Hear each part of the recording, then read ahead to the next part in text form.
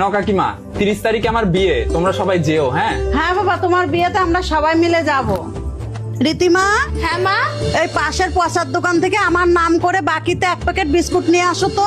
হ্যাঁ যাচ্ছি। এ নাও মা।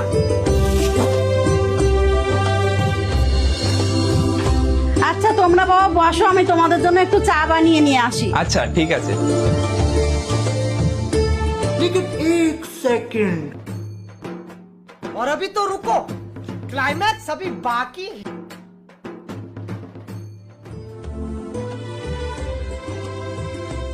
এ নাও বাবা, চা খাও। হ্যাঁ